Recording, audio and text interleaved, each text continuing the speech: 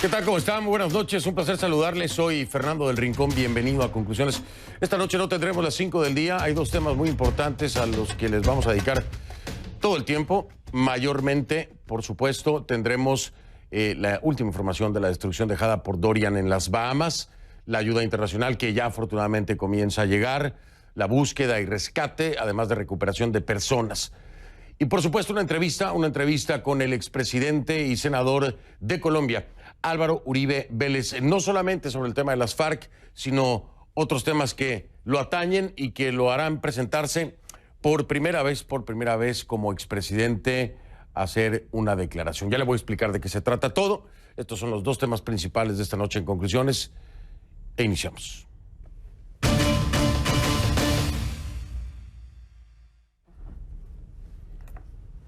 Le pido que a partir de este momento me acompañe utilizando la etiqueta numeral Conclu Uribe. Conclu Uribe, esa es la etiqueta que vamos a estar utilizando a lo largo de esta parte del programa. Conclu Uribe, la etiqueta, sus comentarios con esta etiqueta, por favor, a mi cuenta en Twitter, @soyfdelrincón, @soyfdelrincón. A ver, en Colombia se viven días de incertidumbre. Este miércoles la Defensoría del Pueblo emitió una alerta temprana porque se acercan los comicios regionales del próximo 27 de octubre, donde advierten sobre la situación de riesgo que enfrenta el 36% de los municipios del país. ¿Debido a qué? Bueno, pues a presencia de grupos ilegales armados. Hablamos de 402 municipios aproximadamente. El defensor del pueblo, Carlos Alfonso Negret, dijo que este documento debe convertirse en una herramienta de prevención para que la próxima jornada electoral en Colombia se defina por el debate de ideas y no por la presión de estos grupos delincuenciales. Entre estos grupos, dice la Defensoría, están el ELN, el Ejército de Liberación Nacional, y también disidencias de la antigua guerrilla de las FARC. Este punto resulta preocupante, porque le tenemos que sumar, por supuesto, que la semana pasada varios excomandantes de la antigua cúpula de las FARC, entre ellos alias Iván Márquez y alias Jesús Santrich, anunciaron su decisión de retomar las armas y de abandonar el acuerdo de paz que el Estado firmó con este grupo en 2016. Un hecho que, por supuesto, podría aumentar desde la perspectiva de muchos la violencia en el país. Santrich y Márquez culparon al Estado, sí, al Estado de incumplir los acuerdos, citando persecución política y falta de garantías a la seguridad de los desmovilizados. Un reporte a finales de agosto de la Fundación Paz y Reconciliación de Colombia señala que desde la firma del acuerdo, más de 100 exguerrilleros han sido asesinados. Le doy este dato porque pareciera esta data pues ser el punto de apoyo para ese reclamo, ¿no? Vamos con Key Guerrero, ya nos tiene muchos más detalles sobre esto en su reporte acá.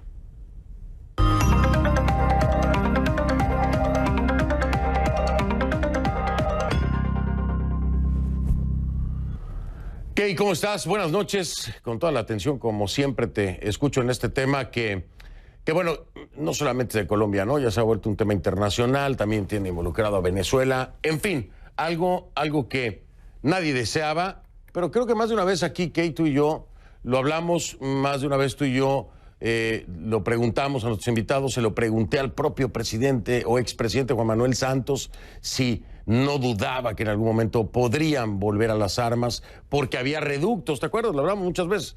Tristemente este planteamiento se hizo realidad, al menos así lo anunciaron. Pero cuéntanos un poco más acerca de qué es lo que está pasando, ¿no?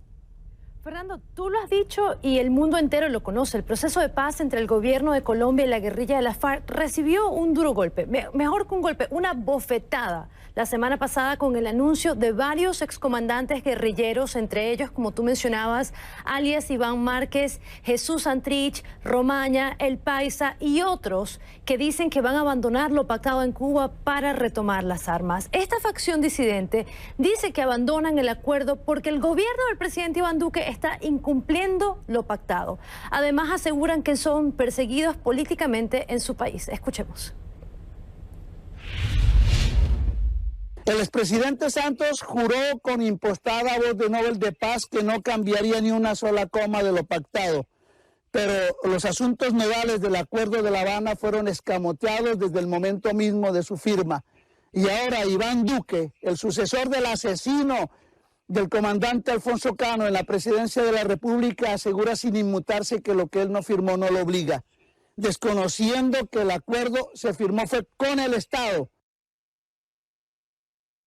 Fernando, esta acusación hay que analizarla con mucho detenimiento porque ni Santrich ni Márquez mencionaron en ese video que ambos están señalados por el Estado colombiano, no por el presidente Duque y no por el presidente Santos, sino por el Estado colombiano, de incurrir en delitos de narcotráfico después de la firma del proceso de paz. La Fiscalía dice que hay evidencia suficiente, incluso hay una orden de extradición a los Estados Unidos, pero ellos están negando estos señalamientos. Ahora, Santrich y Márquez también dicen que el Estado ha fallado en proteger a los desmovilizados que firmaron la paz. Este punto sí lo comparten varios sectores en Colombia, aunque tienen unos matices que hay que explicar. Por ejemplo, un reporte publicado a finales de agosto por la Fundación Paz y Reconciliación expone que entre noviembre del 2016, cuando el Estado colombiano firmó el acuerdo de paz con la FARC, y agosto del 2019, es decir, hace apenas unos días, unos 106 guerrilleros en proceso de desmovilización habían sido asesinados. El reporte también dice que en Colombia actualmente hay unas 23 disidencias de la FARC operando en 85 municipios y que estas disidencias tienen aproximadamente entre 1.800 y 2.000 guerrilleros activos, pero que serían grupos dispersos que pueden tomar dos caminos. La primera opción es permanecer en esas bandas pequeñas de 20, 30 personas o encaminarse para formar una nueva guerrilla. Y dicen que todo va a depender de la cantidad del alto mando militar que reincida en este ejercicio guerrillero. Por eso es que preocupa tanto que varios excomandantes, ahora disidentes, salgan públicamente hablando de una nueva guerrilla, aunque el presidente Duque dijo que no se trata de una nueva guerrilla, porque no solamente están amenazando a Colombia como país, sino que también están elevando el miedo entre sus excompañeros, miedo de que no solamente puedan ir detrás de ellos, sino que también puedan ser reclutados a la fuerza. Hay que recordar que muchas veces amenazan a las familias. Desde la firma del proceso de paz, 26 familiares han sido asesinados, dice la Fundación Paz y Reconciliación. Todos estos escenarios, desde luego, no eximen al Estado de la responsabilidad. El reporte de la Fundación critica abiertamente al gobierno del presidente Duque por no garantizar, dice, la seguridad de los guerrilleros, advirtiendo que la integridad física es la piedra que puede marcar el éxito o el fracaso de los acuerdos de paz. Contactamos a la Presidencia de Colombia en busca de un comentario, pero por ahora, Fernando, no tenemos ninguna respuesta. Lo que sí ha dicho el Estado anteriormente es que están haciendo todo el esfuerzo posible para cumplir las garantías que se otorgaron en ese acuerdo, Fernando. Claro, depende a quién le preguntes, la respuesta va a ser diferente, ¿no? Pero aquí hay un tema muy importante, Kay, y es el próximo o el cercano proceso electoral.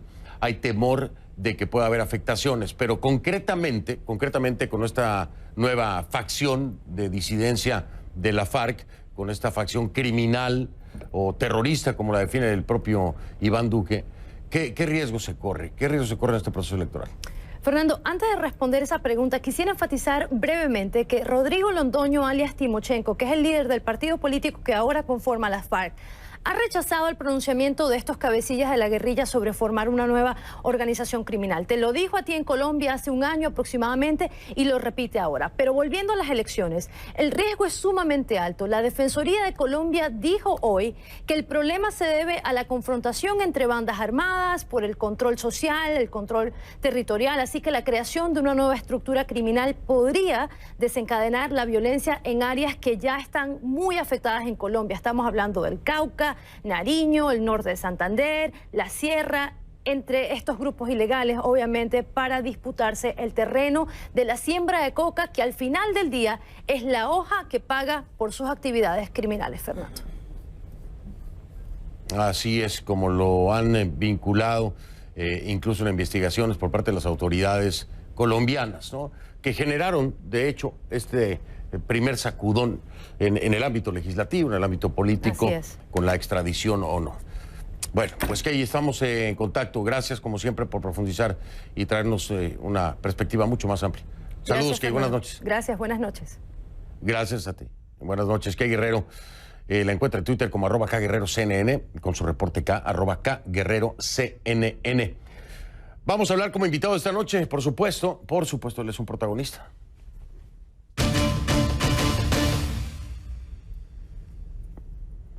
Le doy la bienvenida al expresidente y senador Álvaro Uribe Vélez, presidente de Colombia entre los años 2002 y 2010. Expresidente, bienvenido, gracias por estar aquí.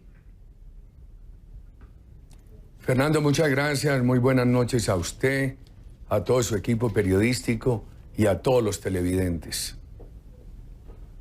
Por supuesto, un gusto que nos acompañe, agradecerle siempre la deferencia para con un servidor en estas entrevistas que no son nada cómodas. Expresidente, le voy a decir algo, hay tanta información y usted está al centro de la misma que no sé por dónde empezar.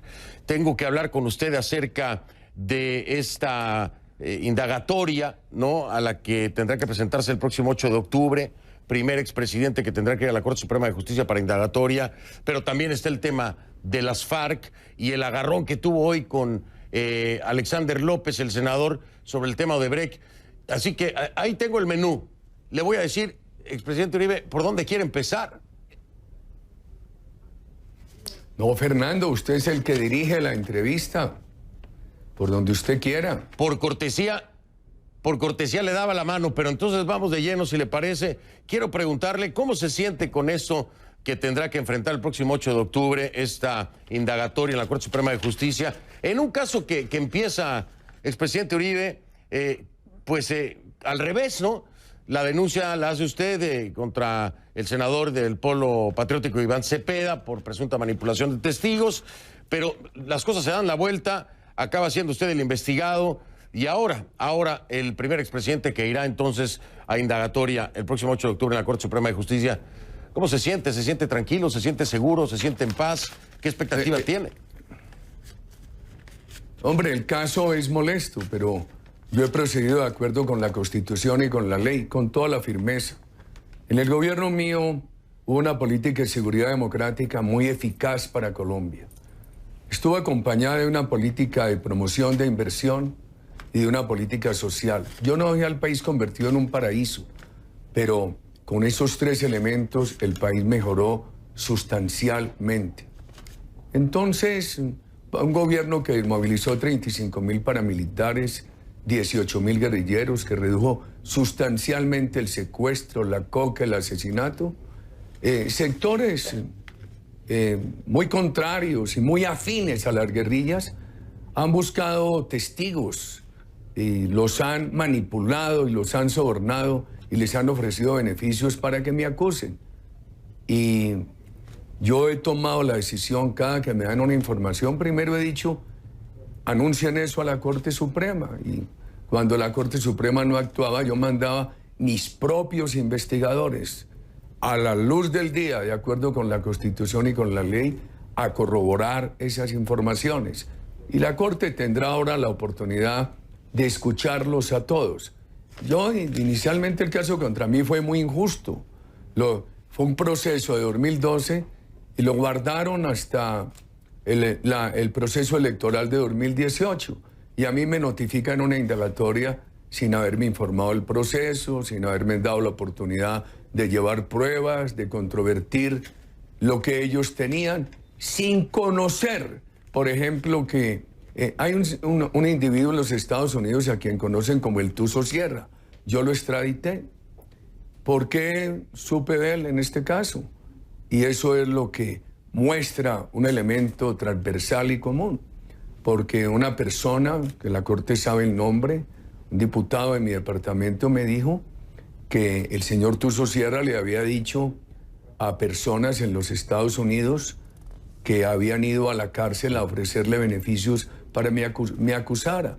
Yo comuniqué eso a la Corte, en ese momento la Corte nada hizo, entonces mandé los investigadores y el señor va a declarar ahora, como van a declarar mucho. Yo tengo un designio de vida, Fernando. Yo lucho para que este país sea seguro, para que este país tenga inversión, sea austero, no haya corrupción, para que este país tenga una política social profunda de la mano de una gran política de promoción de la empresa privada. He enfrentado esa dictadura de Venezuela cuando todo el mundo la aprobaba y la infamia me la quito encima. Dentro de la Constitución, desde la libertad o desde la cárcel. Es un tema también de honor. Eso que acaba de decir es sumamente importante, expresidente Uribe, porque si bien es cierto que lo escucharán, también van a definir su situación jurídica. Esto puede llevarlo a un aseguramiento, a que se le detenga, o a que le dé libertad plena bueno, no libertad plena, sí, libertad plena para seguir avanzando en el proceso. Estos son las dos opciones, ¿no? Concretamente, que habría después de esta indagatoria el próximo 8 de octubre. ¿A qué le apuesta? ¿A qué le apuesta? De acuerdo a cómo se han venido dando las cosas y lo que me explicaba hace un momento, que considera, no que se le haya violado el debido proceso, pero que tal vez haya habido, desde su punto de vista, irregularidades.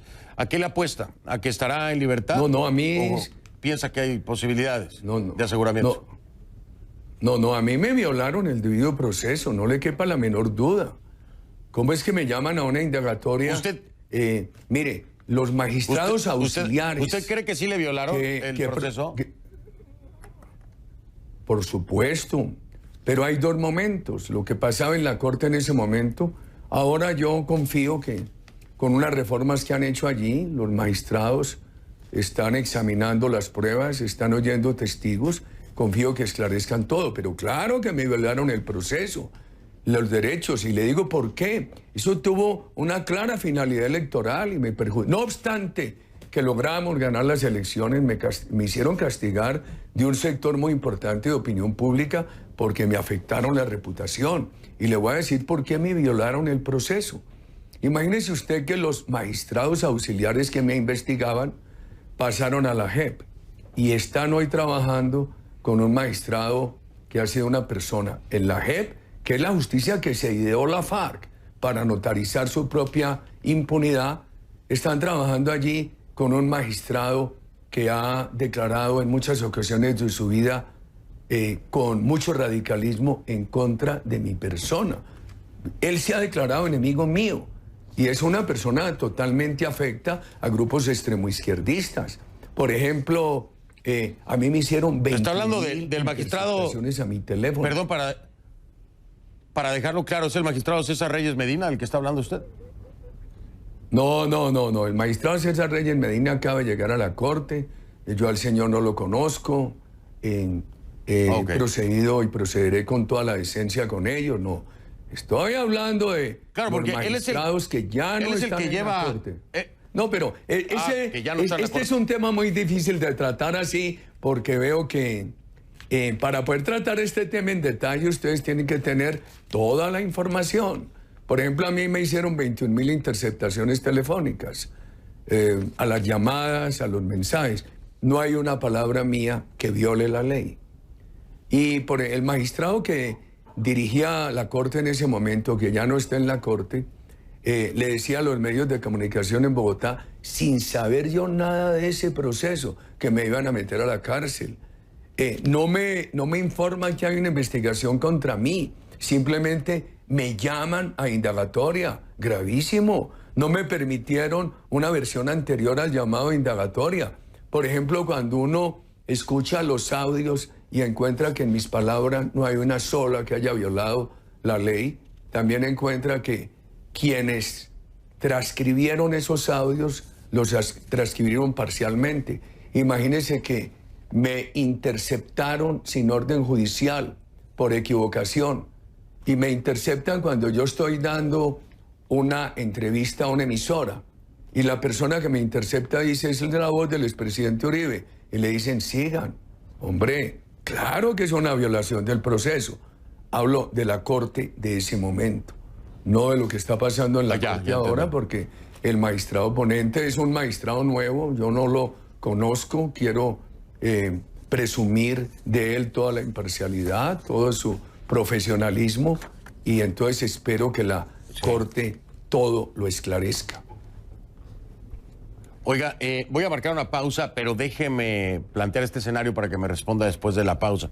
Con todo lo que estoy escuchando de parte suya, hay una declaración de todas las personas que han declarado, ¿no? Que son varias. Está también la exfiscal Hilda Janet Niño. Y ella dice que todo esto es un complot que se habría dado o que se habría gestado en la administración del fiscal Montealegre. no solamente contra el expresidente Álvaro Uribe, sino también contra su hermano.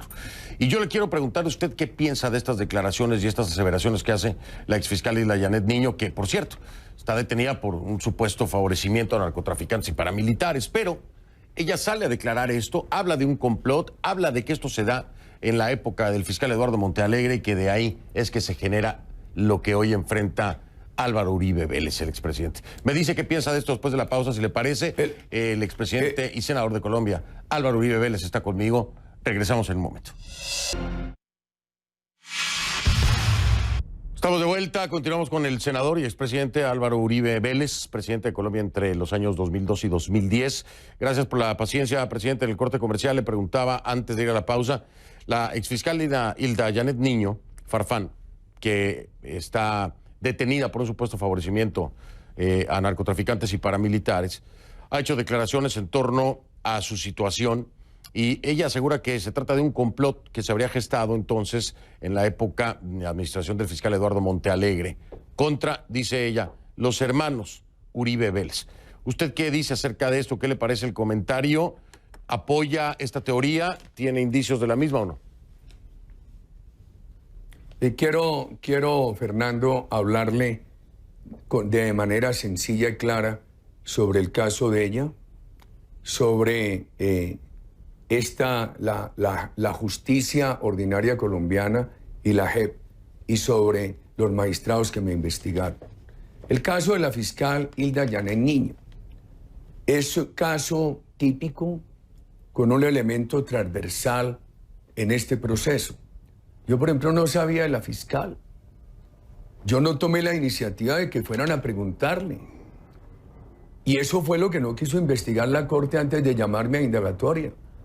¿Por qué envié yo a una investigadora que hablara con ella? Por lo siguiente, porque una persona de muy buena reputación del departamento de Boyacá, y en el país he repetido mucho su nombre, es una persona conocida, honorable, me dice que la familia de él es allegada a la familia de una fiscal, que esa fiscal está detenida y que esa fiscal dice que ella conoce que el fiscal Eduardo Montealegre participaba de un complot contra mi hermano y contra mí.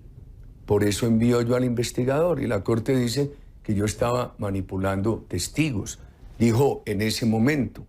Ese es un elemento que demuestra cómo ha sido esto. A mí me dan una información, yo procedo en mi derecho a corroborar esa información dentro de la Constitución y dentro de la ley.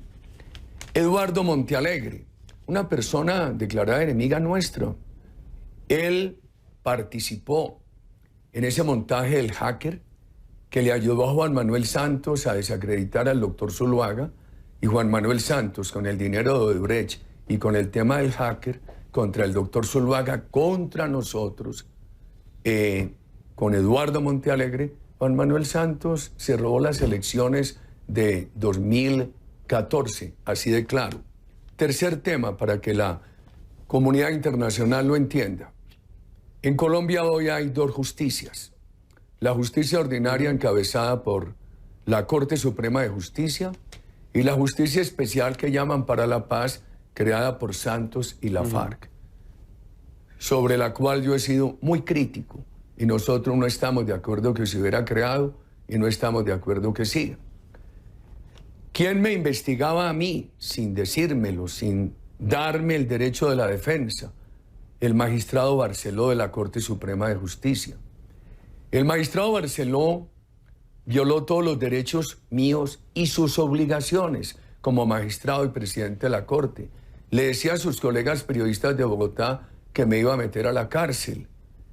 Llamaba a las emisoras a contradecir o a hacerle aclaraciones no pedidas. El presidente de la Corte, a quienes estaban hablando en una emisora. Y él tenía dos magistrados auxiliares. Esos magistrados auxiliares fueron aquellos que proyectaron el llamamiento a indagatoria contra mi persona. El magistrado Barceló terminó su periodo en la Corte y estos dos magistrados auxiliares pasaron a la JEP, a la otra justicia, a la de la FARC, y están allí trabajando con un magistrado de orientación extremo izquierdista que se ha declarado varias veces radical, enemigo mío. Entonces, ahí va viendo usted el tema. Le he hablado de Eduardo Montealegre, le he hablado de la fiscal Hilda Yanet Niño y le he hablado muy someramente de qué pasa hoy en la justicia colombiana, donde tenemos la justicia ordinaria encabezada por la Corte y la justicia especial que crearon Santos y la FARC. En efecto, lo tengo muy claro el tema de la Justicia Especial para la Paz y la Justicia Ordinaria. Lo interesante es el trasfondo que nos explica de cómo algunos que se encontraban en la Justicia Ordinaria ahora están en la Justicia Especial para la Paz. Para cerrar y para resumir, porque sé que es un tema, no es un tema solamente complejo para los colombianos, imagínense usted para la comunidad internacional, pero era importante hablar acerca de esto. Pero quiero preguntarle, vamos a resumirlo, expresidente Uribe, ¿por qué se le dio, como dicen en mi país, por qué se le dio vuelta la tortilla? ¿A qué atribuye usted que la denuncia, por lo que hoy lo están investigando usted, era en contra de Cepeda?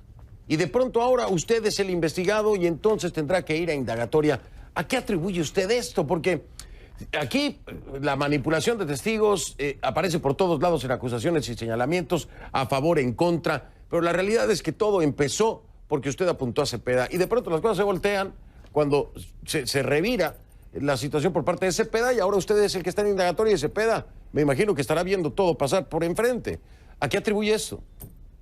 Hay que mirar las posiciones políticas. Usted conoce cuáles son mis ideas.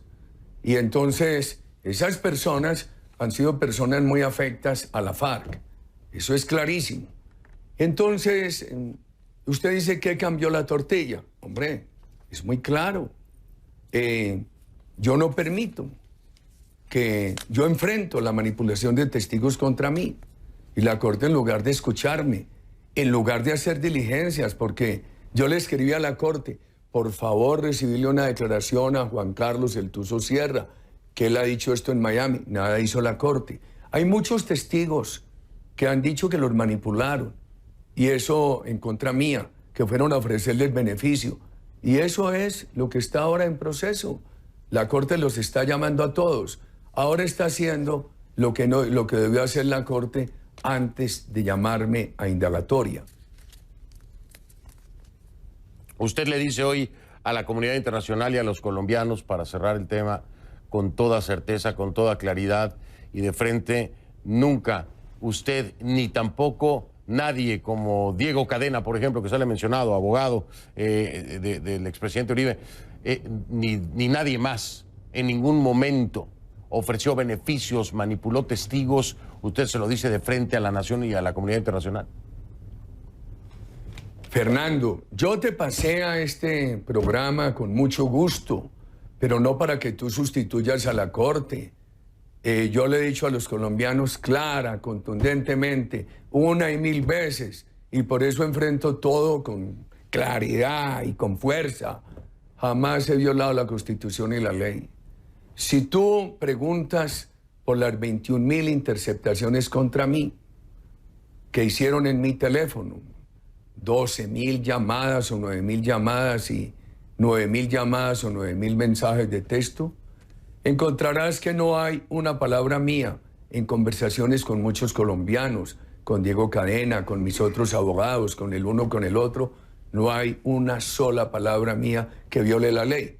Yo no me voy a poner aquí a contestarte a ti como que tú fueras el investigador de la Corte. Simplemente te invito para que como periodista hagan mirar esas 21.000 interpretaciones y concluyas si estoy diciendo la verdad o no. Porque tampoco me puedo dejar someter al banquillo de tu persona, Fernando. Te lo digo con todo respeto. Tú eres un periodista y yo soy un dirigente público que ha asumido unas posiciones muy claras en América Latina en defensa de la democracia.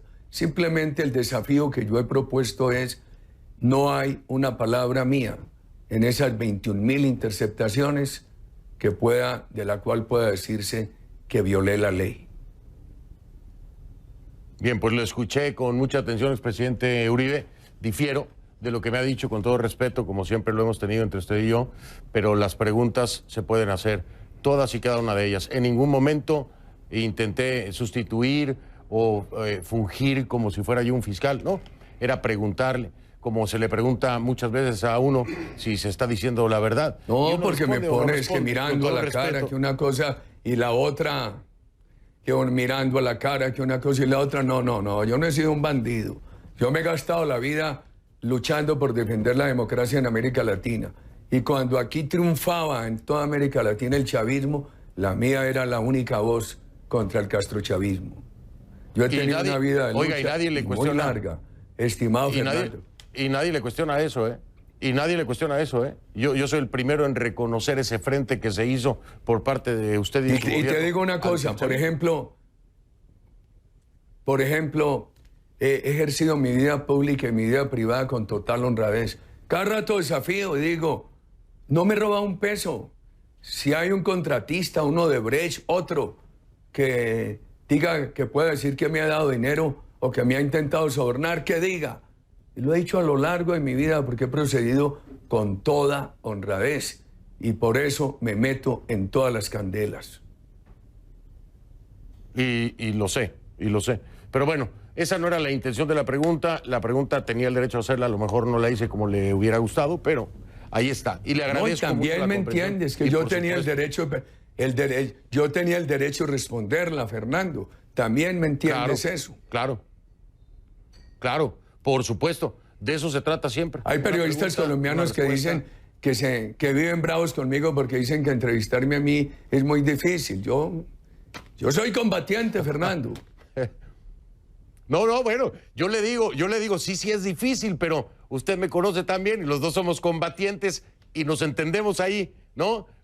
Aunque se apriete la pregunta, pero nos entendemos y yo lo sé.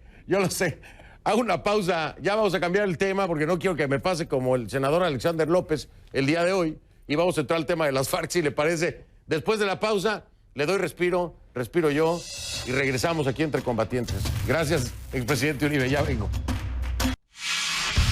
Les recuerdo la etiqueta de esta noche es numeral #ConcluUribe, el hashtag es #ConcluUribe. Sus comentarios a mi cuenta en Twitter, @soyfdelrincón, @soyfdelrincón. Ya regreso con el expresidente y senador de Colombia, Álvaro Uribe. Vamos a hablar acerca de las FARC. Continuamos con el senador Álvaro Uribe Vélez y expresidente de Colombia entre los años 2002 y 2010. Le había dicho antes de ir a la pausa, expresidente, que íbamos a hablar del tema de las FARC, un tema que hoy se ha convertido, como siempre lo fue, creo yo, en un tema internacional. Y en un tema internacional porque hay preocupación, obviamente, pero también porque está involucrado, en este caso, Venezuela, porque ya Michelle Bachelet, la alta comisionada, ha dado sus comentarios al respecto. Y aquí hay señalamientos en los que responsabilizan al gobierno de Iván Duque. Hablan de los incumplimientos por parte del gobierno, básicamente la implementación de los acuerdos y otros temas que iremos desmenuzando poco a poco, como datos acerca de los exguerrilleros, de acuerdo a Fundación Paz y Reconciliación, por ejemplo. A finales de agosto, desde la firma del acuerdo, dicen más de 100 exguerrilleros han sido asesinados. Este tipo de información la retoman Iván Márquez, Jesús Santrich, Romaña, El Paisa, etcétera, para justificar su vuelta a las armas. Expresidente Uribe, le pregunto, ¿aquí hay culpa de parte y parte? ¿No la hay más que de un solo lado? ¿Cree usted que es válido hablar de que esta dificultad para implementar los acuerdos los lleve a tomar esta decisión? ¿Qué piensa usted de todo eso? A ver, hombre, Fernando, lo primero que hay que dejar claro es que Iván Duque, presidente de Colombia, es una persona íntegra, que preside un Estado democrático. Llegó en un proceso electoral que él ganó con toda transparencia. ¿Por qué lo van a igualar con los terroristas? Venían asesinando desmovilizados desde el gobierno Santos. Iván Duque ha puesto todo el cuidado para frenar eso. El presidente de Colombia. Y hay más. El gobierno colombiano hoy protege individualmente a más de 4.000 integrantes, exintegrantes de ese grupo terrorista. Pero yo creo que en el lenguaje internacional, en la narrativa internacional, en América Latina especialmente, en Europa y en algunos sectores de los Estados Unidos ha habido un error. Los llaman guerrilla. La palabra guerrilla y la palabra conflicto derivaban de unas situaciones latinoamericanas en las cuales unas insurgencias civiles enfrentaban dictaduras. En Colombia ha habido una democracia. Todo el proceso de la FARC se da frente a una democracia que ha vivido siempre en camino de perfeccionarse y que esos sectores armados le revolvieron a eso narcotráfico y terrorismo. Entonces aquí no hablemos de guerrilla, aquí hay un narcoterrorismo contra un Estado democrático. Eso es lo primero. Lo segundo es que Juan Manuel Santos engañó al mundo. Aquí no hubo proceso de paz. Aquí hubo un sometimiento del Estado al narcoterrorismo. Juan Manuel Santos desconoció un plebiscito que él mismo convocó, que nunca creyó perder. Ganamos los del no, usted estaba en Colombia. Propusimos humilde y generosamente, sin reclamar victoria, que se hiciera un acuerdo nacional para algunas modificaciones a ese proceso. No quisieron. Juan Manuel Santos prometió que no subía los acuerdos a la Constitución. Los subió. Prometió que no les daba curules, se las dio. Querían a la cárcel, no van ni un día. Prometió que los responsables de delitos atroces serían severamente castigados. Ninguna sanción. Al contrario, el premio de que puedan ir al Congreso de la República.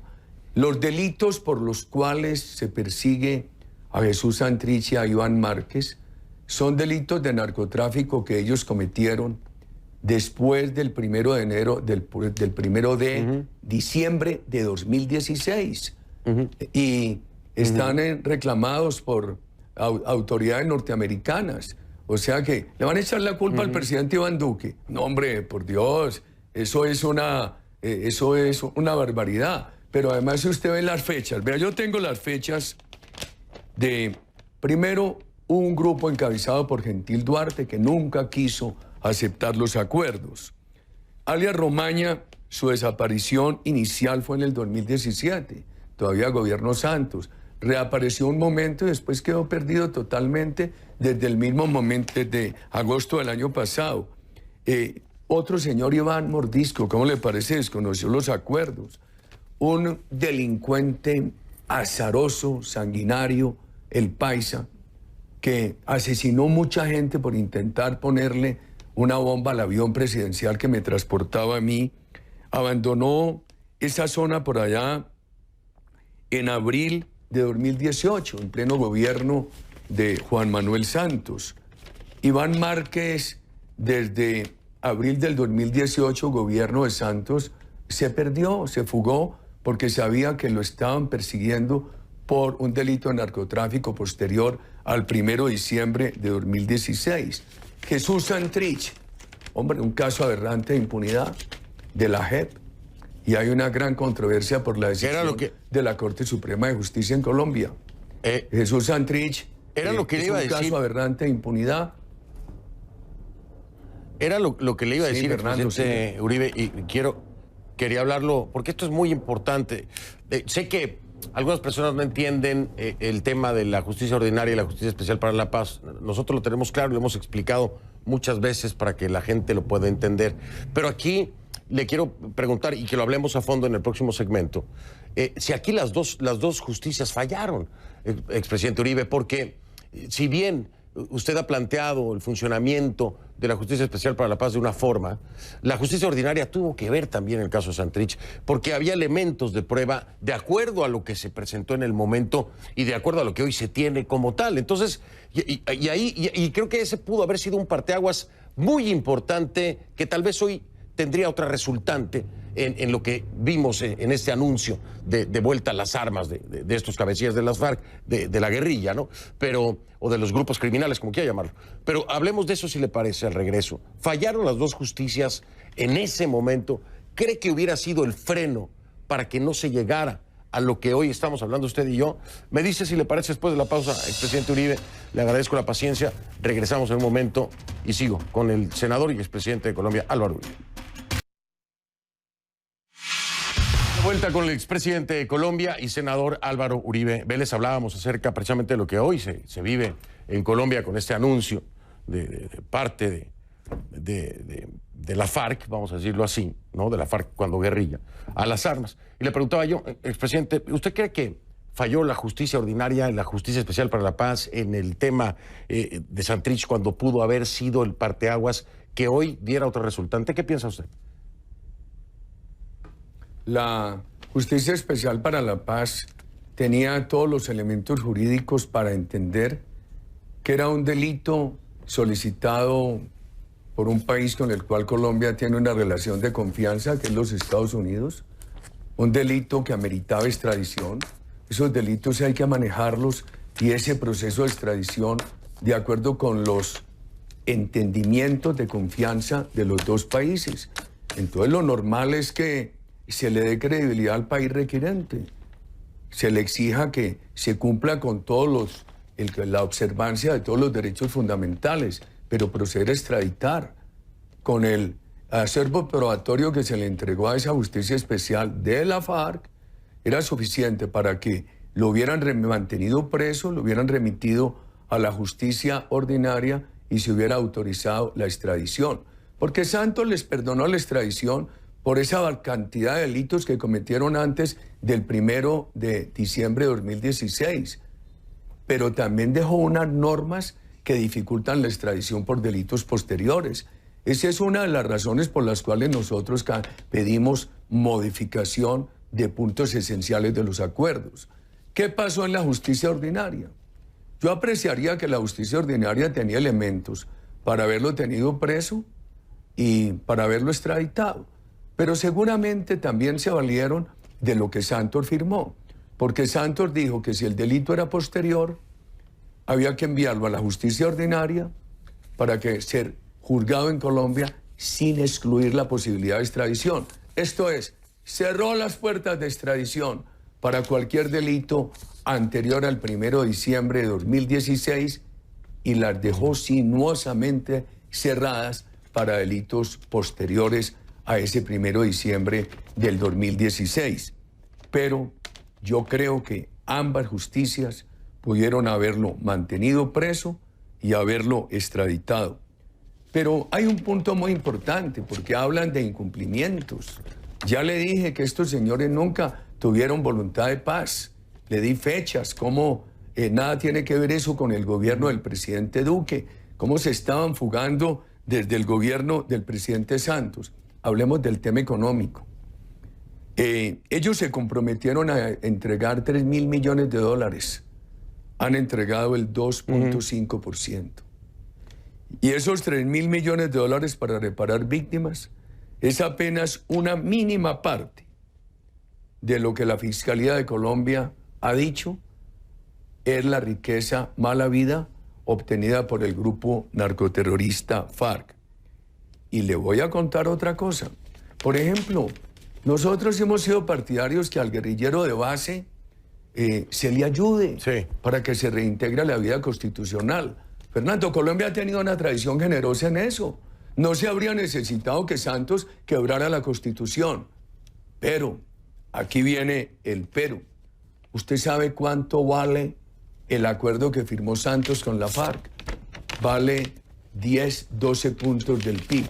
Santos dejó muy mal la economía colombiana, con unos problemas de corrupción y de endeudamiento enormes, y un compromiso con la FARC de 10, 12 puntos del PIB para honrarlo en 12 años.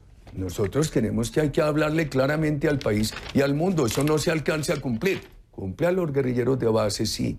Pero ese compromiso con la FARC de 10, 12 puntos del PIB en 10, 12 años, hombre, qué descaro. Un país que no tiene manera todavía de pagarle una pensión a los ancianos pobres. Un país que todavía tiene 130.000 kilómetros de las vías campesinas en pésimo estado. Lo que le dejaron al presidente Duque es una pésima herencia. Y sume esto, es que le dejaron al presidente Duque 209.000 hectáreas de droga, estimado Fernando.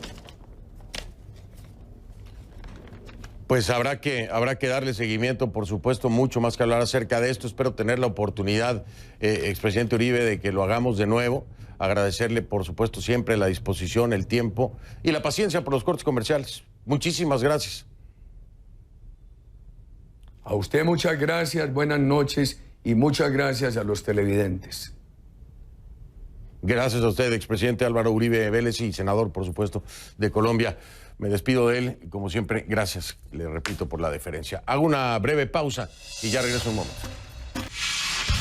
Como siempre, a sus órdenes, mis plataformas digitales. En Instagram me encuentran como F del Rincón. F del Rincón en Instagram, ahí nos vemos. Literalmente nos vemos, ya vengo. Para cerrar, le digo, el huracán Dorian se fortaleció ligeramente en su avance hacia las Carolinas, según el parte más reciente del Centro Nacional de Huracanes de Estados Unidos. Dorian lleva vientos máximos sostenidos de 175 kilómetros por hora. Se desplaza a una velocidad de 13 kilómetros por hora y está a poco más de 200 kilómetros de Charleston, esto en Carolina del Sur. Los pronósticos indican que Dorian mantendrá un desplazamiento paralelo a la costa, pero cualquier desvío o giro a la izquierda podría hacer que el huracán toque tierra en las Carolinas.